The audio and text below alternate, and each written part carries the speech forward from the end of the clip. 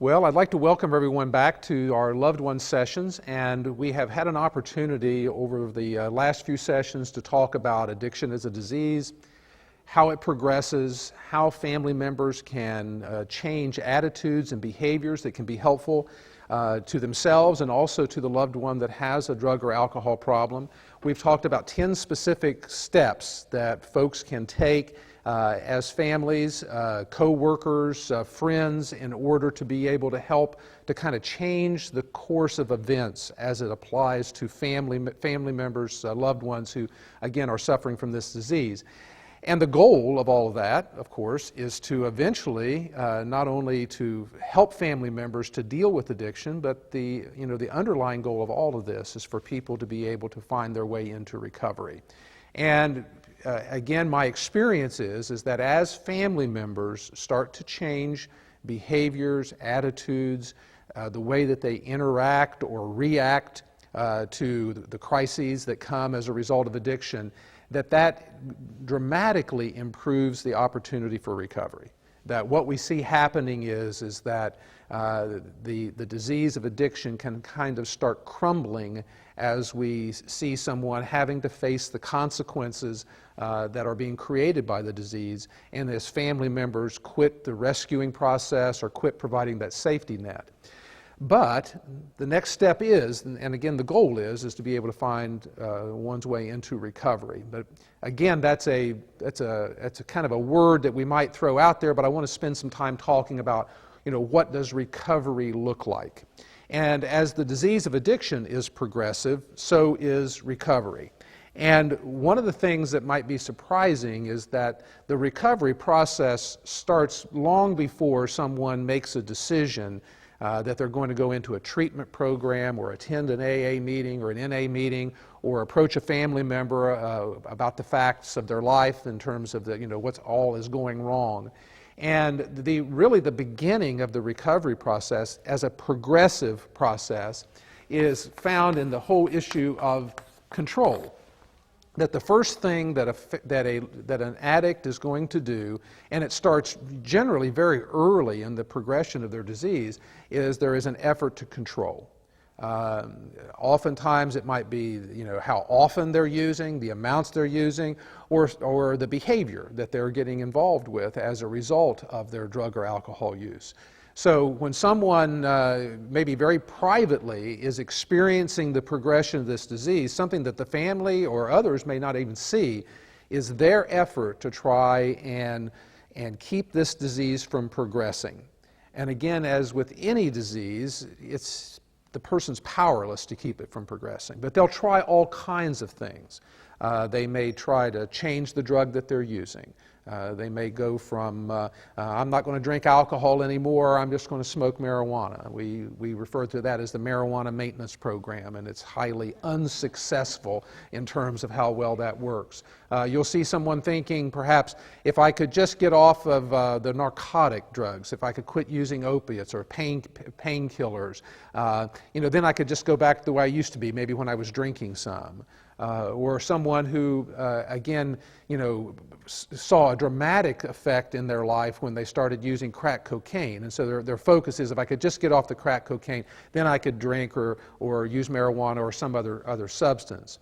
You'll see folks that'll, again, try to change friends, change circumstances. They may stop drinking in bars and just drink at home. They may quit hanging around with a certain group of friends and try to hang around with others, all in an effort to try and control this disease that is going out of control.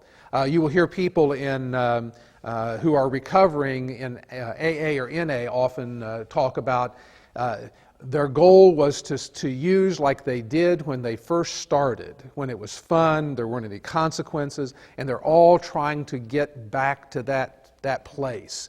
AA probably has the best description of what that's like in terms of, once a pickle, never a cucumber. But there's this tremendous effort to try and get back to the way it used to be, when there weren't any consequences, when things were not going out of control. And again, the effort to control that. One of the more later stage efforts to control has to do with perhaps what was referred to as geographical cures.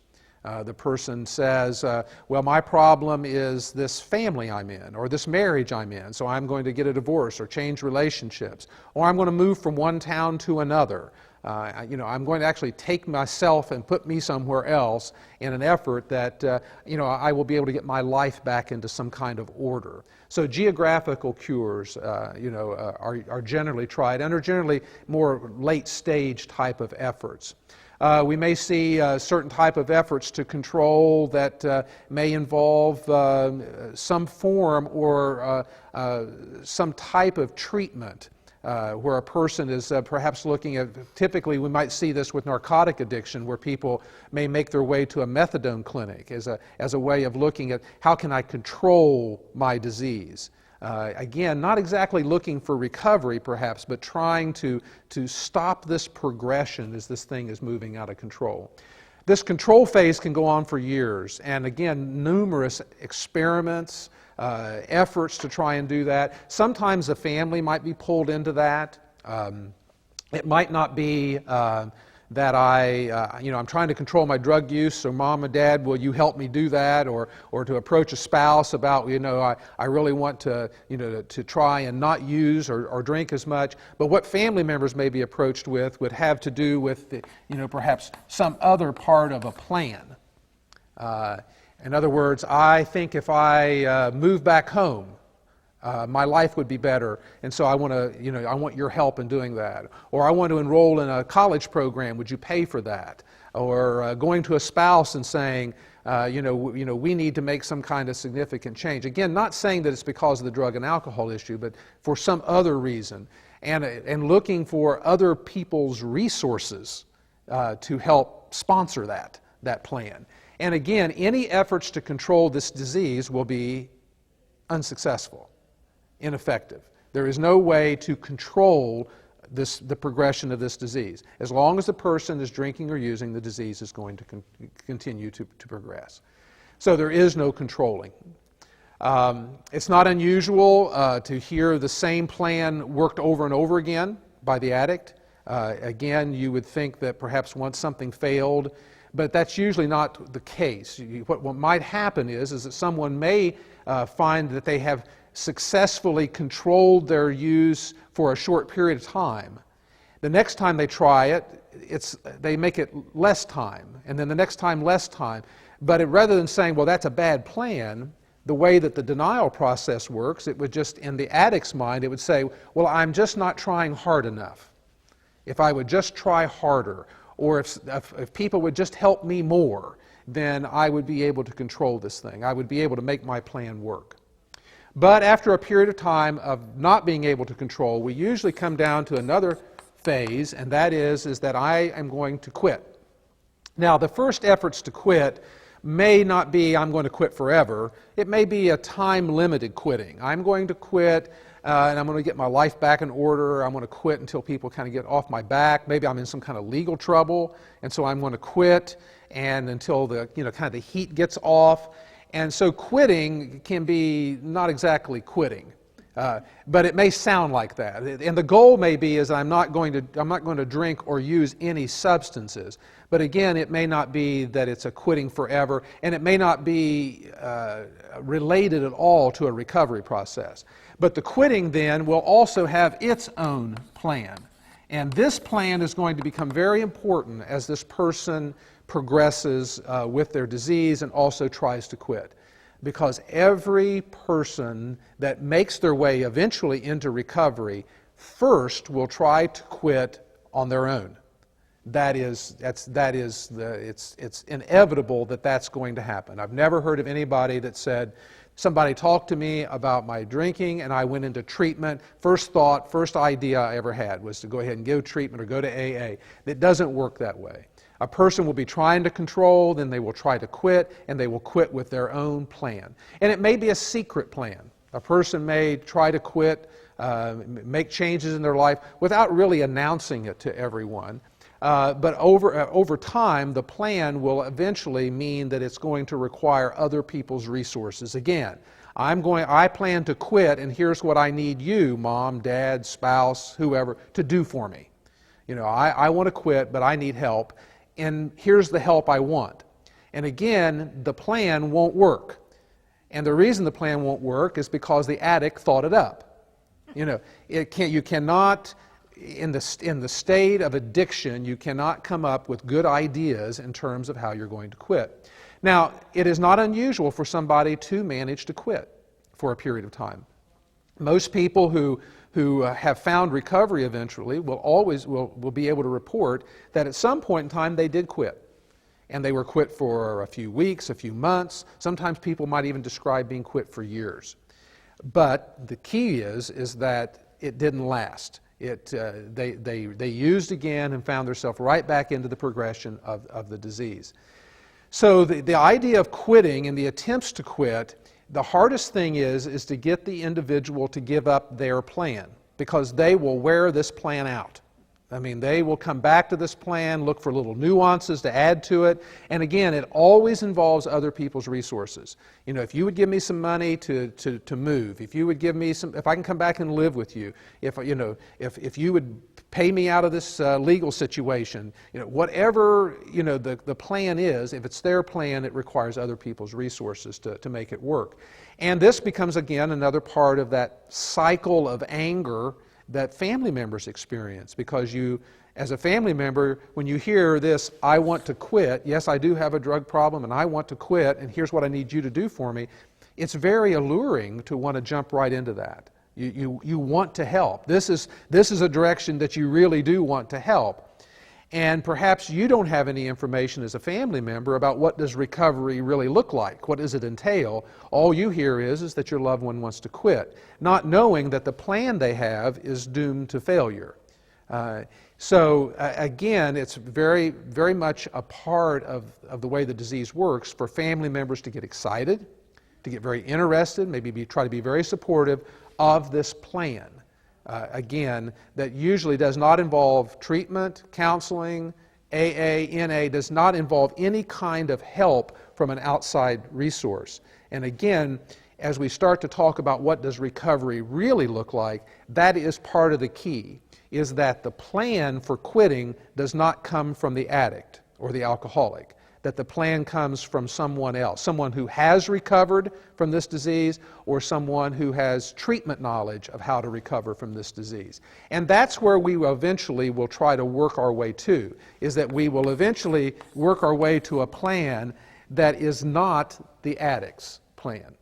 And again, there will be resistance to this, and this is a hard part this is kind of a hard bridge for the addicted person to cross, is that that they may, for whatever reason, what we see, another symptom of this disease is that the addict will become resistant to a plan that's not their own. That's part of the disease. It's part of the denial process. It's a part of how the brain is working at this point. So when an individual with this disease, when they hear that suggestion, well, perhaps you could benefit from an AA meeting, you will hear 10 reasons why that's not necessary or would not be helpful for them. If you suggest treatment, you will hear, again, resistance and reasons why that will not work. And again, that's part of the disease. It's not part of who the person is, it's just the way the disease works for the addicted person. And so we're trying to, again, get from the addict's plan to the plan. That becomes the key. What is the plan? And the plan has certain elements to it. Again, a key element for the plan that will work is that the addict is receiving help from an outside resource, other than the family and other than themselves. And again, based upon the community that you live in, there are varying resources that are available. But in most every community, we will find the presence of Alcoholics Anonymous and Narcotics Anonymous. And for family members, of course, Al-Anon. And so the plan, a successful plan, needs to involve those things, those outside resources. Treatment can also be a part of that. And again, it's different for the different communities. One of the ways that I look at this and approach it is, and again, for people who are watching this at home or a part of our audience, we know that almost everyone can say, well, I had an uncle that quit drink, just decided one day they were going to quit drinking. Or, I heard somebody, they quit drinking and they did it by, some method that they had. And again, I won't deny that you will hear stories like that, of somebody that quit. And they quit in some kind of unusual way, or they quit just on their own. I would suggest a couple of things. One is that, well, the jury may still be out on how successful that is. Because remember, sometimes this plan will work for a period of time that the addict has for themselves. It may work again, but again, it may again lead to relapse. But the second part of that is that if you went to the doctor and because you had cancer, and the doctor said, well, I have excellent outcomes for people if they will do these 5 things. And, would we bargain with those 5 things? Would we say, well, I'll do one of them, but I don't like the other 4? We would probably embrace all the things that was suggested, because the doctor would be saying, well, I know that there may have been people that have recovered from cancer in some other way, but for the majority of people, this is what has worked. And I think that we would very quickly embrace that. So when someone comes to me, either with as the addict or as a family member, I feel it's my responsibility to suggest to them the way that has worked for the most people. Again, there may be some other ways to do this, but I don't have the confidence in those ways that I would suggest, in terms of the suggestions I would offer now. And those suggestions would again be, we need professional resources. Find out what's available in your community. We know that some people are going to need various levels of care, levels of treatment that are going to be necessary for them. Some people may be able to get started in an outpatient program and be very successful. Some people, their disease may have progressed further than that, and they may need residential care. For any person that is entering into a recovery process, again, they're going to need outside help. And AA, NA is available and needs to be a part of that. And again, one of the suggestions that my treatment program recommends is that a person get involved in educating themselves about the disease that they have, open themselves up to all the helping resources that are available, not limit themselves at all, not draw a line and say, well, I'll do this, but I won't do that. And again, one of the resistances that people often have is to going to AA or AA meetings. There is, again, an issue sometimes of pride, shame, guilt, and again, a number of ways to resist. A lot of times those fellowships, those recovering fellowships, are often looked at as only for people who are, late stage, people who can't recover any other way. But that's not the case. That's not really what happens in those 12-step recovery groups. They're for people who are ready to recover, regardless of where they are in terms of the progression of this disease. So the plan needs to be somebody else's plan, and really benefits from, again, looking at whatever treatment resources are available. And generally, when the addict walks into a treatment program, they are going to tell the treatment provider what they want, which isn't a good plan either. But that's a very common experience. So don't be surprised if your loved one does make it to a treatment program, that they come back saying, well, I've enrolled in this program at this treatment program, and it doesn't sound like they're getting much treatment to you. Because what may have happened is they went in and bargained for the least amount of treatment that they could get.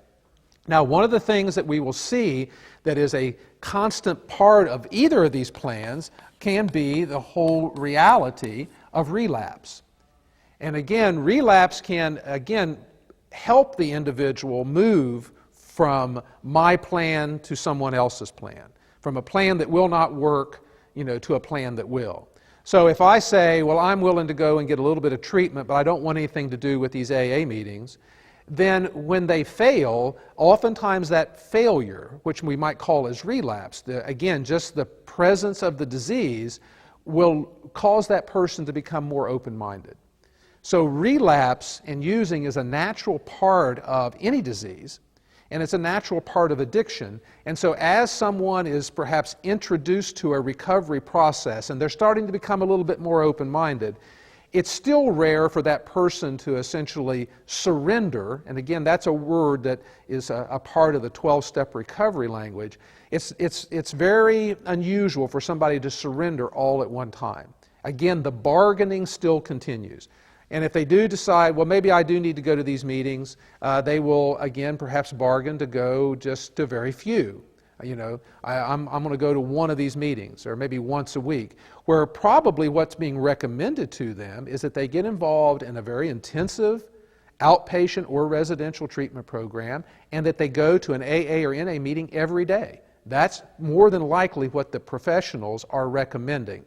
But as a family, you may hear less than that from the person with the disease, because again, they're still caught up in denial and they're still bargaining. But the continued process of relapse can bring them again to an open-mindedness to where they finally do kind of surrender to the reality of, if I'm going to recover, I'm going to have to embrace this plan that somebody is presenting to me. A plan that's not my own, a plan that probably has some things as a part of it that again, I'm not that attractive to. Maybe I don't like groups of people. Maybe I'm kind of shy.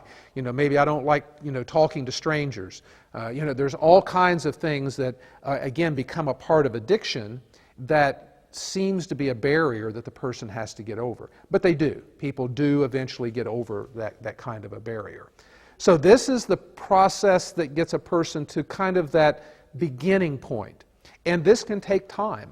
It can take time for somebody to become ready, even from the moment they say, I have a problem with drugs and alcohol.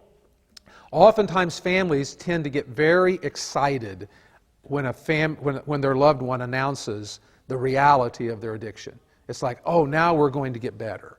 And again, if you've ever watched TV shows about recovery or addiction, oftentimes, you know, I can remember a sitcom on years ago, and in the course of this, there was a family member that had alcoholism, and at the end of the show, it showed him picking up the phone and dialing the number, and he said, you know, my name is such and such, is this Alcoholics Anonymous? And the credits rolled, you know, and you just assumed, well, everyone lived happily ever after from that moment on. And again, that is a happy moment because it is a milestone in a person's getting better. Just as trying to control my disease, as coming up with my own plan. When a person does start to engage those helping resources, that is a very important milestone, but we're not there yet. We're still not to that point where we can, you know, essentially say that this person, you know, has immersed themselves in this process. And we also know that with this disease, if you give it less treatment or less help than it needs, it's like any other disease. If a person had cancer and they went to the doctor and they said, well, you know, you really need chemotherapy, and the patient said, well, I'm only willing to take Tylenol, you know, we wouldn't have a lot of help or a lot of hope that this person's getting the help that they need. You know, so again, to get the right level of treatment, to get the right amount of involvement, you know, to be able to match the devastation of this disease is very, very important. So this is kind of how do you get to the starting line. Any questions or comments about getting to the starting line part? It just seems like it's very much a process. Very much a process. It is a process, and it can be a very painful process for family members to kind of watch. And again, the family can play an extraordinarily important role in this. The less that the family gets involved in the addict's plan for recovery, then that shortens that plan. An example might be, I'm an addicted person, and I have this plan on how I'm going to get better. And I come to you and say, well, you know, if you could, you know, give me enough money to get an apartment, and I'm going to get this job, and everything's going to be okay. And you say, well, I wish you the best luck in the world, but I'm not going to provide any funding for that. That helps, because now the person's got to go to another plan that, again, which might get us a little closer to the plan. Or if the person says, well, you know, I've decided to enroll in this methadone program, but I need you to pay for that and drive me there every day, you know, to get this. And you say, well, I wish you the best luck with that, but I'm not going to pay for that. I'm not going to, you know, to provide the transportation to that program because I don't really believe that's the kind of plan that will work for you. You know, then that can short circuit the amount of time that has to be spent in that part of the process. So family members who get educated about what recovery looks like, what kind of treatment's available, and what do the treatment professionals recommend? Go to a local treatment professional. Go to the counseling, the recovery services in your community. Ask them what services they have. Describe the kind of experiences that your loved one has had, and they will probably tell you in a general way, what a treatment program would probably look like, what they would recommend, and then you can hold that program up to whatever's being suggested, by your loved one. And generally, again, it takes time for those things to kind of match. But very much indeed a process. And again, it can be kind of a painful process, for families, because you really like the idea that we're talking about addiction. But I've seen, again, an addicted person spend a long time talking about their addiction. Because what we're really trying to work our way to here is a solution. We're really trying to work our way to a real solution, and that means action. And again, so the addicted person saying, well, I do have a problem, but here's why I can't do the things that are being recommended to me, that can be, again, kind of a cycle that the family can find themselves in a lot, where they're really not making any progress at all in terms of the person getting any closer to treatment. Once a person does make their way to a treatment program, and once they hear the message, and once they embrace that message, then other things start to happen. Again, it is a very positive time when a person says, okay, here's what's being recommended to me, and I'm going to do it. I give up. My plan hasn't worked. It's obvious that it hasn't. These other people have been suggesting this. I've reached a point of probably desperation with my plan and my inability to get other people to go along with my plan, that I'm willing to do whatever I'm told to do now. And again, that level of surrender will really kind of pave the way for a person to start getting the help that they need. But once they make their way into that, then we still have some things that we have to deal with. Every addict, alcoholic is going to go through some form of a withdrawal process. Again, sometimes that withdrawal may require that they need to be hospitalized. They need some type of a medical intervention. We know that alcohol is one of the more dangerous drugs in terms of withdrawal. The benzodiazepines, Valium, Xanax, those drugs can be very dangerous in terms of withdrawal. Narcotic withdrawal is not necessarily dangerous, but terribly uncomfortable. And again, there are new programs emerging that can help people, through that withdrawal process. But everyone is going to go through some form of a withdrawal, as the chemical leaves their body. And that is, again, going to be another place to where the resources of professionals are going to be very necessary. Not only to perhaps intervene, but to educate the person as to what's going to happen. If I was in the third day of withdrawal from narcotics and I thought that this is the way I was going to feel for the rest of my life, I probably wouldn't go to day 4. But if somebody was educating me in terms as how long will this last? What is it going to look like? How am I going to feel? What's going to happen next? Again, that is a role for the professional, is to be able to start kind of mapping what the recovery process looks like. Because if a person was trying to go through that just on their own, they would get pretty discouraged, because there are going to be some periods of time in recovery that can be pretty unpleasant. Again, withdrawal being obviously unpleasant, but then there's going to be other things that happen. This person's life, their physical body has become, very chaotic.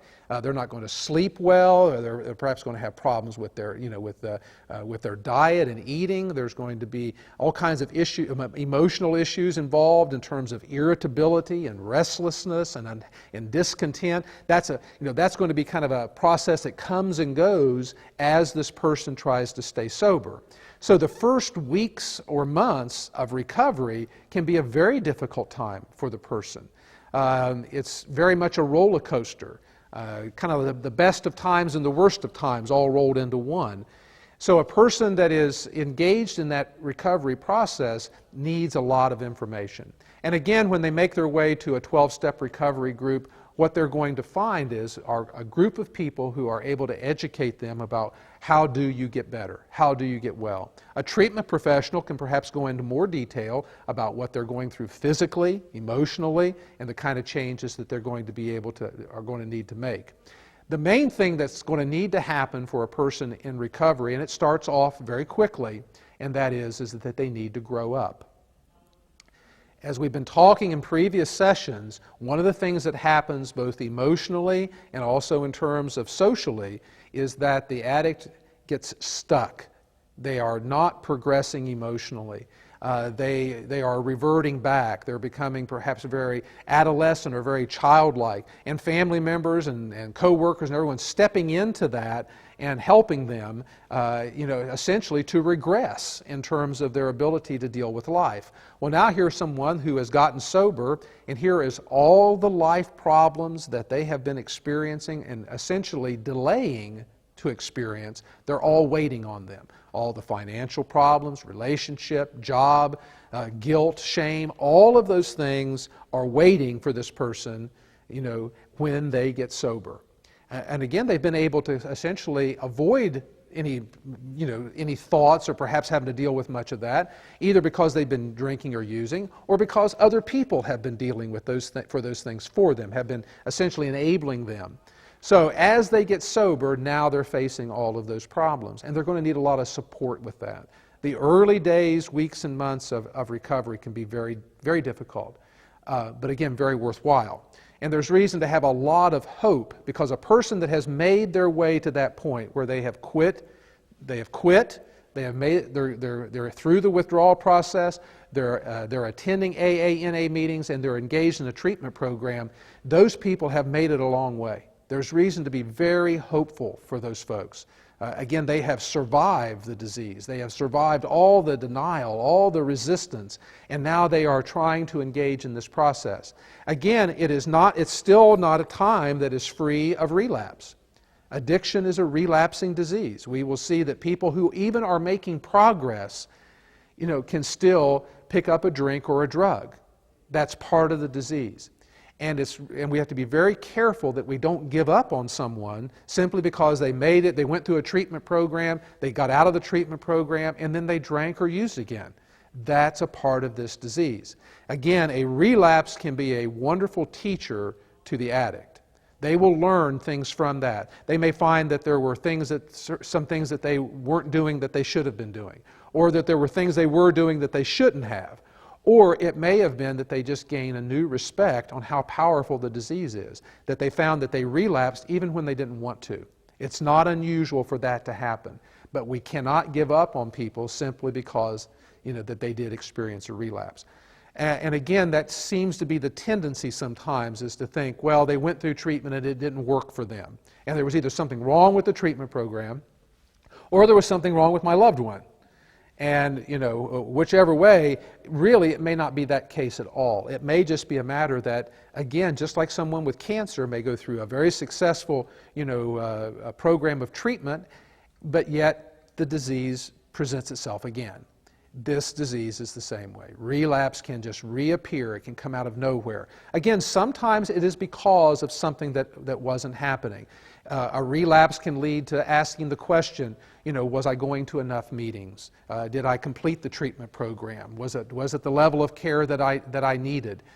So it can lead to certain questions that, if answered honestly, can lead to, again, taking another big step forward in terms of that whole process. Or again, it can just be kind of a mysterious thing that just happened in terms of that, and a person can get right back into recovery again.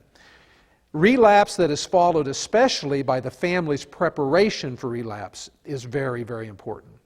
If the family is not blind to the idea that the person could relapse, may relapse, that it's a part of the disease, and it can be a part of recovery, can get a lot of support from the family. And that support may come in additional consequences. That the family is prepared, that we're trying to be helpful, but again, if you relapse, then we're going to have to be very careful about, again, all those things that we were being careful about before, in terms of money and too much support and all of those issues. So if consequences are kind of right there when a relapse occurs, that can help a person to get right back into recovery very quickly. We also know that as a person engages in the recovery process, there are certain signs that family members can look for that can tell them how the person is doing. Again, family members should not turn into the recovery police. You shouldn't be, asking questions that are specific to, to their treatment plan at a treatment agency, or trying to get into the day-to-day workings of their AA or NA program. But as a family member, you can watch certain things. You can watch to see, are they continuing in treatment? Are they participating? Are they going to meetings? And if those things are all very helpful. We know that a person that is successfully engaged in the AA or NA program is going to have a sponsor. A sponsor is an individual who has been sober for a period of time, successfully, is fully engaged in a recovery program through the 12 steps of one of those 12-step fellowships, and is going to serve as the guide for that individual in terms of their recovery. And so that person will start to become very important to them. And you will hear talk about the 12 steps. The 12 steps are specifically developed to help that person grow up, to take on responsibility. Family members have to be very careful that just because someone gets into a recovery process, that you don't use that as an opportunity to start trying to solve every problem that the newly recovering person has. Again, that will be counterproductive. Going out and fixing everything that needs to be fixed simply because they are now not drinking or using will actually increase the likelihood of relapse for them. They need to grow up. They need to take on these responsibilities. They need to experience the discomfort that has been created by their past drug and alcohol use in the context of working a 12-step program in AA or NA. And again, that sponsor is going to be that person. Family members will often notice too, and sometimes it can be a little bit of a concern for family members, is that once they have gotten into a 12-step program or into treatment, that all of a sudden they're not sharing a lot of information with the family. You're not hearing about their problems. You're not hearing about what's going on with the money thing or the legal issue or whatever. That's a good sign. That's a very good sign. It can be a little difficult for family members. It's like, well, we've been with you on this roller coaster for all these years, and now you're in recovery and you're not talking to us about any of these things anymore. Actually, what that could be is that they're getting instructions from someone. They could be getting instructions from a counselor or a sponsor that is essentially saying, don't burden your family with all of these problems now. You have a counselor to talk to. You have a sponsor to talk to. Don't be telling family members all of these things about all the problems that you're dealing with, because now it's time for you, as a recovering person, to deal with those problems. So again, one of the signs of somebody that is getting better is that perhaps the family is starting to reclaim a real relationship with their loved one, not a helping relationship. Again, that helping relationship needs to transfer from the family to the treatment provider, the AA sponsor, the AA program, their AA friends. It really needs to transfer there. The family needs to get out of the helping business, because it's not good for the recovering person. They need to be able to take the same kind of pride in developing their new life that the family took in developing their life. A lot of times we want to pave the way. Well, I'll buy them a car, I'll get them a job, I'll fix these financial problems, I'll do all these things for them. And again, the newly recovering person may think, well, that sounds great, and accept all of that help. But again, what we know is that the self-esteem of the addict has hit rock bottom in the course of this disease. Probably hit rock bottom long before they ever made their way into treatment.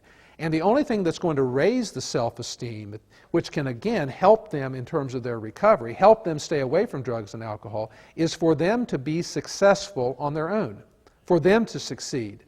And it may be pretty tough to take a job at a fast food restaurant, when they might have education, they might be pretty smart. They may have had a lot better jobs in the past. But in terms of starting to rebuild their lives, what you will hear recovering people talk about is going through a very painful period in early recovery in terms of jobs and relationships and all of this. But they will look back on that and say, although it was very painful, the things I had to do to recover, they will take great pride in the fact that, I went and worked that job that was a tough job, that was, that I thought at the time was beneath my abilities, but I did that and I did it every day, and then I got a better job. Or I bought that old car that was my first car in sobriety, and you know what, I look back on that car and I take a lot of pride in the fact that I did that. Again, family members have to be careful that they don't step in and start trying to fix everything simply because the person is getting better. And don't count on the newly recovering person to say no to that kind of help. Because again, they're new in recovery. Just because they've been sober for a few weeks or a few months doesn't mean that they're still not locked up in the old ideas of selfishness and self-centeredness. Again, they have to grow out of that. The 12 Steps of Alcoholics Anonymous also holds the promise for what real recovery is about. And again, that word is, perhaps has 100 different meanings to 100 different people. But the word recovery to me means is that the desire to drink or use drugs has been removed. It doesn't exist any longer for this person. Now that won't happen the first week or the first 3 or 4 months of their recovery. But I've heard a lot of people that have quit on their own, have quit in some other way, and they almost all report that they still struggle with the desire to drink or use, but they're toughing it out. What we are looking for here in 12-step recovery that's available in AA and NA is having the desire to drink or drug completely removed. It doesn't exist for recovered people. And that comes as a direct result of going through these difficult times, working the 12 steps within a 12-step recovery program with a sponsor, and making a very, very firm commitment to doing that, and doing that for the rest of their lives. And within that, there is the experience of having the desire to drink or use removed. And that never happened when a person was trying to control. It never happened when they were trying to work their own plan of recovery. The desire to drink would keep coming back. It may go away, but it would keep coming back, and would come back in such a powerful way that eventually they would use again. But again, the 12 steps kind of has a guarantee built within it that if a person works those 12 steps diligently and continues to do that, the desire to drink or use will be removed. The person will have a feeling of neutrality when it comes, to drugs and alcohol. And that is a feeling of freedom. The person is not fighting it any longer. They are able to go on about their lives, again, in a feeling of safety. And that is what family members want to see happen for their loved one. And it is definitely the most wonderful experience for the recovering person to finally reach that point where, again, they are not having to struggle against the desire to drink or use. That their life has taken on this new meaning and has a purpose.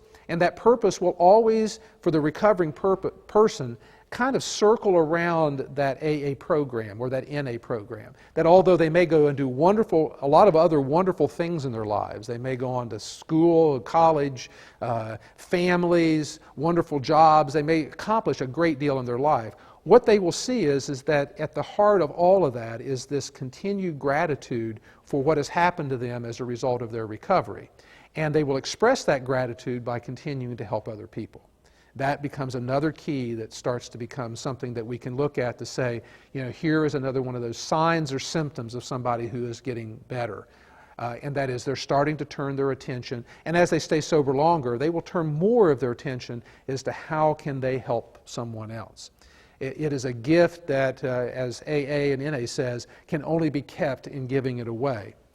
And we will find that your loved one, who perhaps you thought may not be able to even stay alive as a result of this disease, or may not be able to stay out of prison, now all of a sudden has this newfound purpose, very powerful purpose, in not only their own sobriety, but in helping others to recover. And that becomes a part of that circle of renewal that starts to happen around the recovering person. Now, there's a lot of mistakes, there's a lot of missteps that can happen along the way. They're not all even having to do with relapse. Again, a newly recovering person is having to grow up. So they're having to learn a lot of things about how to get along with other people, how to be a good employee, how to deal with romantic relationships, how to deal with marital problems, how to deal with kids. All of those things have been put on the back burner if they were even on any burner. And now the person is having to pick up those issues and learn how to do them. And they may struggle with those things. And some people struggle more than others.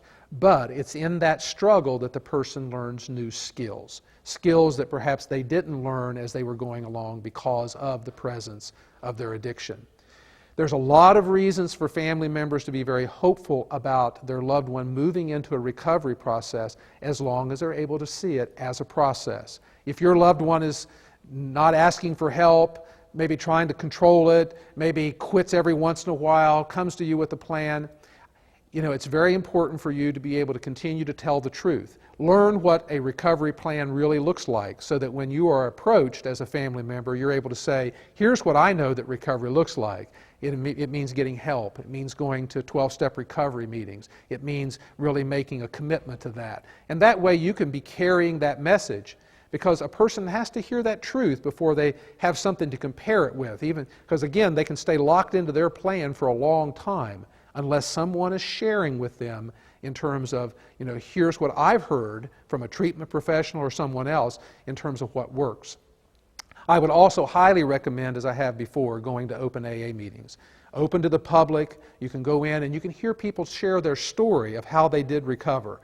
And you will hear these things talked about. You will hear about resistance, you will hear about surrender, you will hear about how, they had to grow up, in that 12-step program, and how they had to take on responsibility, how they had to be able to share what they had learned with other people as a part of that. So again, there's a lot of reasons to be hopeful, but it's also very important for us to be realistic and understand that this disease, as a person moves into recovery, still has a lot of barriers. There are again missteps, there are still problems that are going to happen. The reality of relapse is there for us to deal with all the time. And it is very important that family members be able to continue to be supportive through knowledge, through understanding of what this looks like. Because a lot of times family members may find out a lot of information about the disease, but don't know much about what recovery looks like.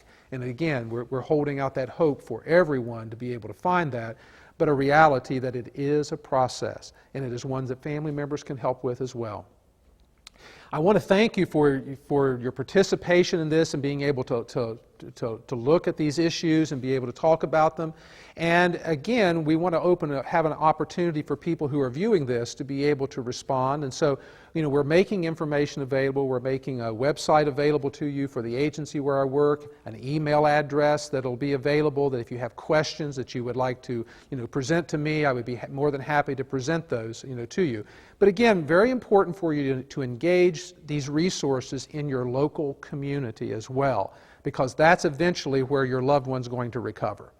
Recovery generally happens right where you live with the resources that are available where you live.